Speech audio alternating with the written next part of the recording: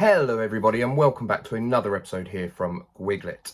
As you can probably tell, we're doing something in a slightly different format today because I just wanted to run through 5 very key important tips in advance of this coming week's English Language Paper 1 for EDUQAS. As always, be sure to hit the thumbs up, be sure to share this video with all your friends and hit that bell icon for more updates as I'll be giving more as time goes on. Today, I've provided 5 key facts about the exam. As of the time of recording, it's the 2nd of June, Friday the 2nd of June. The exam is this coming Monday.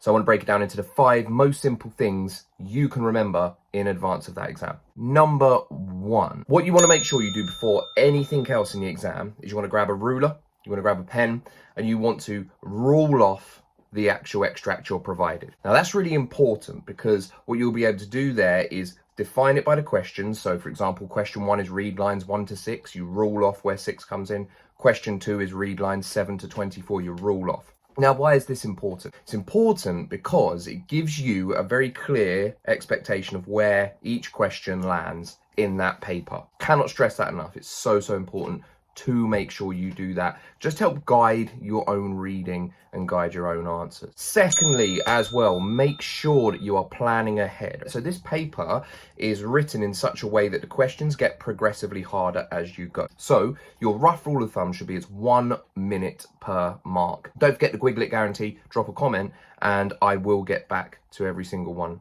I receive. Hey there, just a quick interruption to say, if you're looking for some more detailed walkthroughs, detailed understanding of both the reading and the writing paper for EDUQAS Paper 1, I have a playlist, it should come up any second now, around in the corner there, where you can check out those videos as well. Okay, back to the video.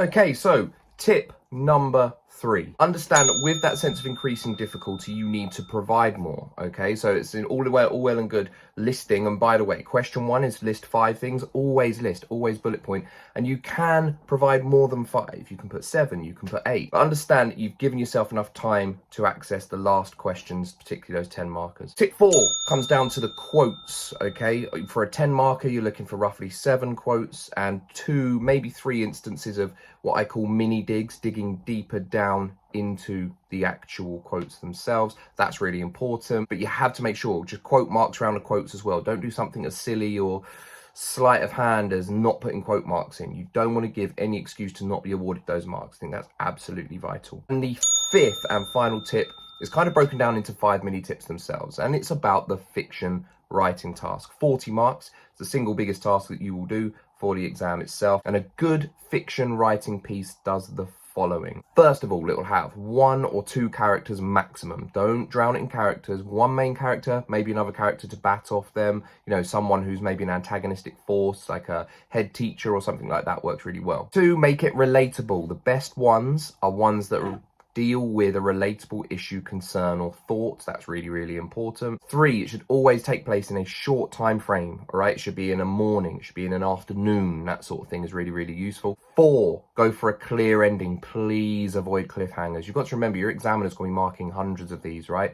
They don't want to see cliffhangers. They're just done so often. Avoid that. Which leads to 5, that there should be a clear sense of your character, and a really good piece will do this. They'll go from a clear emotional mood at the start to a clear mood or emotion at the end, a very different one. So happiness to sadness, nervousness to relief. Make sure your character builds that through their emotions. Things like show, don't tell, things like the weather, the atmosphere, those sort of things are really important. And yet it's true that spelling does matter and spelling does count.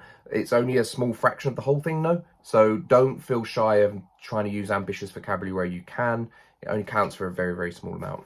Okay, so I hope that's been useful, me running through the 5 most useful things that you need to know ahead of the EDUQAS English Language Fiction Reading and Writing exam. Don't forget to drop a comment. As always, if you have any questions, I'll always get back to them. And until next time, all the very best. Take care and bye-bye. Okay, so I hope that's been useful, me running through the 5 most useful things that you need to know ahead of the EDUQAS English Language Fiction Reading and Writing exam. Don't forget to drop a comment. As always, if you have any questions, I'll always get back to them. And until next time, all the very best. Take care and bye-bye.